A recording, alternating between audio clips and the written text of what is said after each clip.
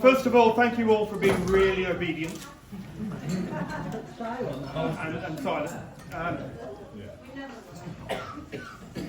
We're not going to do big speeches. We're not going to be massive emotions. We're not going to be big eulogies.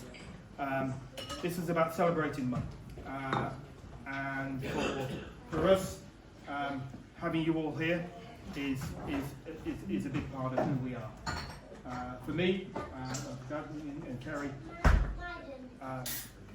we miss her massively, but everybody here will miss her massively. Everybody here reminds me of Mum. We all have our stories. We all have pieces of her with us. So, yeah, I don't have a speech. That was about all I'm going to say. All right. Mum loved you all, and we're all part of it. You know, I mean, whether you are family by blood or family because you chose it. Okay. People here knew Mum way before she knew Dad, even. And in fact, where's Chris? Chris Hardy, I even invited her out on a date beforehand. So, that's all I'm saying. It's just, we're very, very happy to have all of you here. And we're going to say, now, Auntie May's going to say a few words. Steve, Carol is going to say a few words. And I believe there is an epic poem coming up at some point as well. All right? So, after that, there'll be a bit of food served. So, form an orderly queue. Get it down your necks. And the bar will stay open, okay? So thank you, and I'm going to pass you over to Auntie.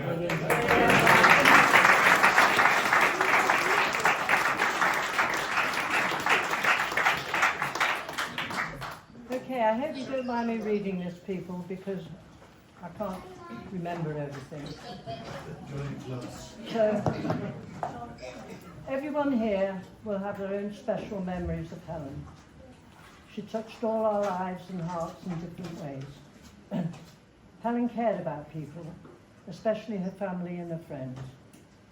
To me, Helen was always my lovely, beautiful sister. I remember her being born in 1944. She was 7 years younger than me, and because I was the eldest girl of 7 children, I looked after her a lot. The family came to Coventry from Dublin in 1945. Our dad had served in the RAF during the war. One of my early memories of that long journey was pushing Helen, who was still a baby, in a pushchair from Tower Hill Station, those of you who will remember it, to the old wartime hostel in Duggan's Lane, Tower Hill. Lots of families were housed there after the war because Coventry had been so heavily bombed. Looking back, it was a great community. We were in the countryside with loads of space, our childhood with great freedom. They were such happy, carefree days. I would often put Helen on the carrier on the back of my bike and tear up and down the roads around the hostel. The hostel was our home for 7 years, until 1952, when we were rehoused to a new build in Torrington Avenue. That was the year the Queen came to the throne. All 9 of us lived in this 3-bedroomed, 1-bathroomed house. So we 5 sisters shared 1 bedroom and our 2 brothers the other. I slept with Vera and Helen, and the 5 of us shared 1 wardrobe and a chest of drawers into our late teen years. And as you can imagine, it was often very challenging. We begged and borrowed each other's clothes all the time, and you tend to become very close when you share things like that. Helen was special, always gentle and placid. Jeff might not agree.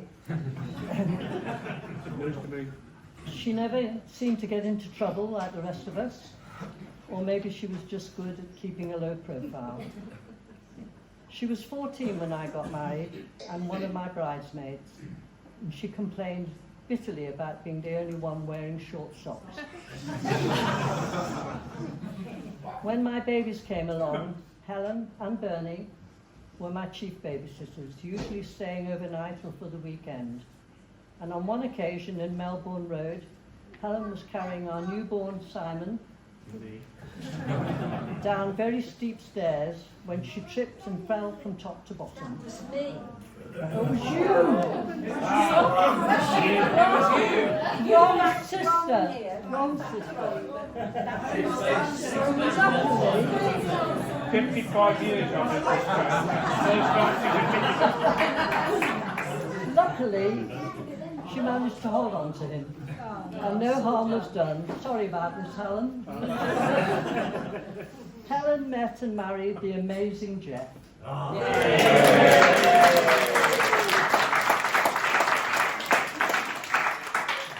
And about that time, John and I moved away from Kenilworth, and I missed the day-to-day contact with her and the rest of the family. But we always kept in close touch, visiting each other very often. As our children grew older, we sisters planned lovely times together, and we called them our sister fests. We went walking weekends, picnics, trips to London, Dublin, Chicago, Barcelona, New York. We were very lucky. We had a lot of time in the caravan in Devon, and of course down to Burnley in Dorset. Helen joined in all the planning and the fun. Whenever we got lost on a walk, which happened often, Helen was always the best map reader. I was surprised to hear that. She also mixed a very mean gin and tonic, and she really enjoyed her red wine. After I moved back to Kenilworth, and after John and Vera's passing, Helen and I became even more close. She and Jeff were such a huge support to me, particularly after my time in hospital. They were so generous and caring. Looking back, I think Helen was just a bright star in our family. A wonderful sister and a friend. A fabulous aunt, great aunt, and even a great-great aunt. She loved spending time with Ben and Emily, and we all loved and we miss her very much. I miss her for the everyday little things, sharing recipes, just popping into each other's for a cup of tea or coffee, going for a walk. We shared crossword puzzles, but she was always better at the cryptic ones than me. We'd go to the cinema or a concert. We shared a love of books. In fact, I'm still reading her choices on my shared Kindle. We visited garden centres and National Trust places, just chatting about our gardens, always trying to remember the names of plants. Most of all, and Eileen will agree, I miss her voice. When she came into a room or met you, she would just say, "Hello, my lovely," and put out her hands to greet you. Helen, I love and I miss you every day, and I know that Eileen and Bernie and John feel the same, and the same sense of loss. God bless you.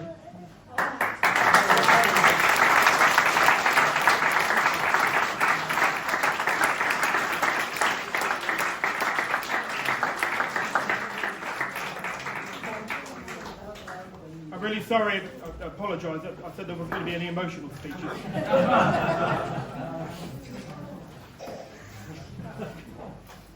Thank you, man. I haven't got very much at all. I mean, one of the things I thought was, whenever we reflect on people we spend time with and you talk to people, one of the things I tend to find is I find things out that I didn't know before, because everybody's got a different experience of spending time with Auntie Helen.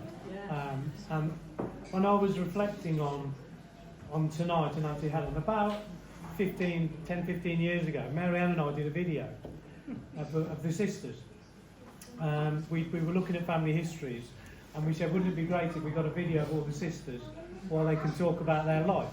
And I was watching the video last week, and Auntie Helen talking on it, and Mum on it, and it's a fantastic thing to have. But going back to the house you talked about, in Tile Hill, and Auntie Helen's talking about Grandad and how Grandad was quite strict with the girls, and you can imagine if you've got 5 girls, that's quite tough to bring up, and he was quite strict, and they were all told that they had to be in by a certain time. And the story Auntie Helen tells us was one night she'd been out, and they'd been out really, really late, and hadn't actually come back till about 4 in the morning. And I was really scared that Grandad, my Grandad, her dad, was going to see Helen come in. So she'd come in really quietly, shut the door, stripped naked. I don't know why she stripped naked.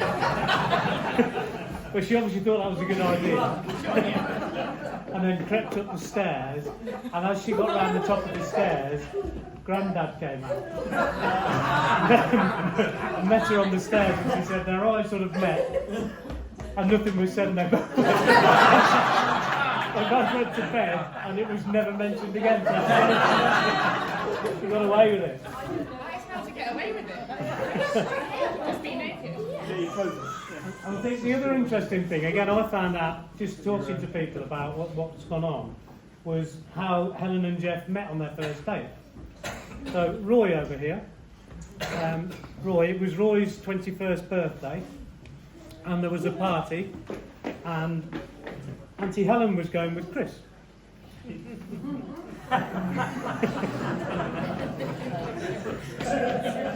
So Auntie Helen was going to the party with Chris, who you and Helen were friends back then, and Uncle Jeff was taking, as he described to me, Hot bird. a hot bird is the way.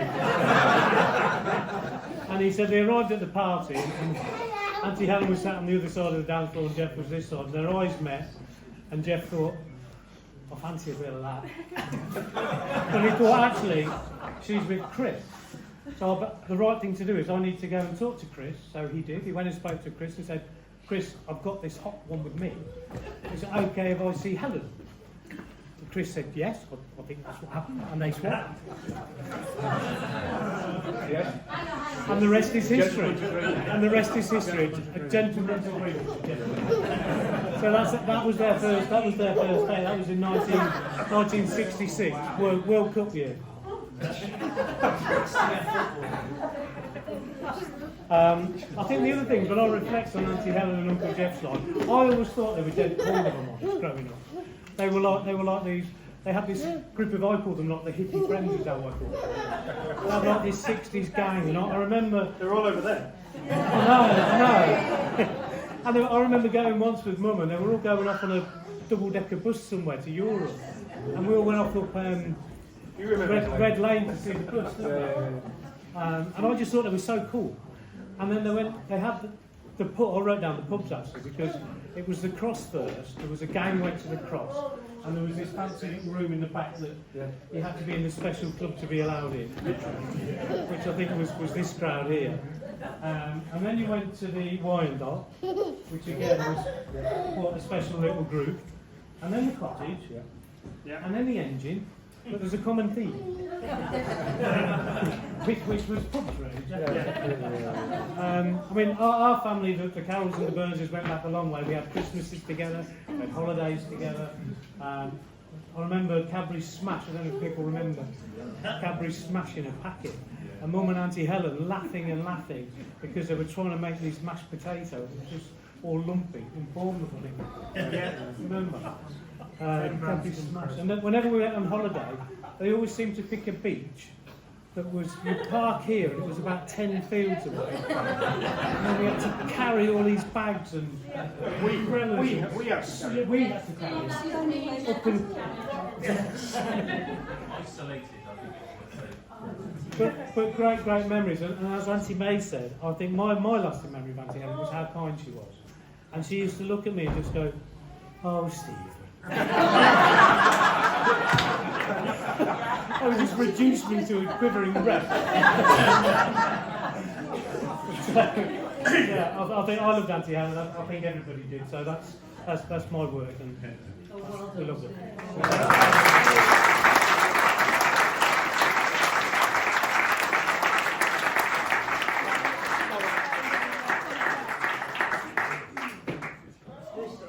It's my turn to follow that. So what do I have to do? make sure we're front and centre. Oh, hi, Auntie Helen.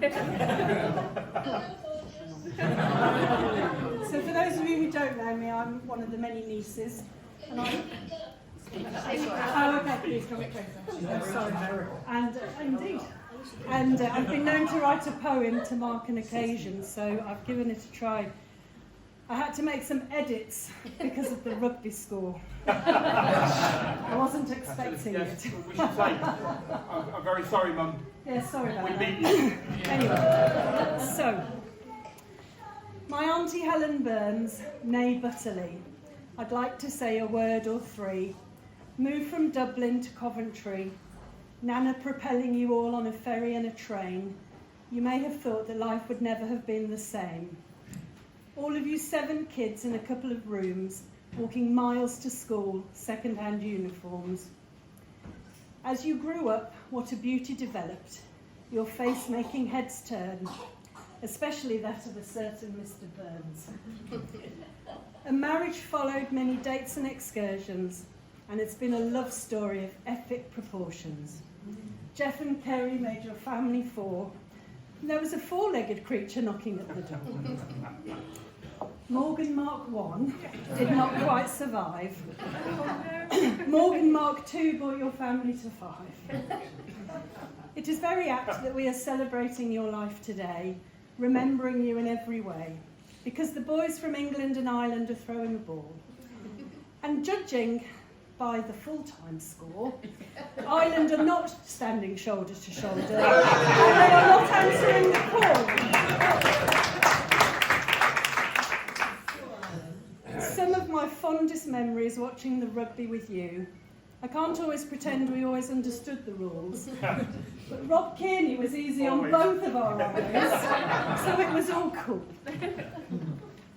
During your time in Myton Hospice, when time was so very precious, the family came and went, and with you, every minute was time well spent.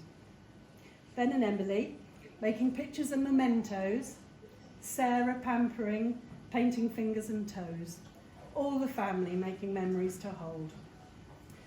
So my wonderful Auntie Helen, you were one of the absolute best. Lie in peace now and at rest. Please join me and raise a glass for the most amazing person, who I think might have once been the face of Massey Ferguson.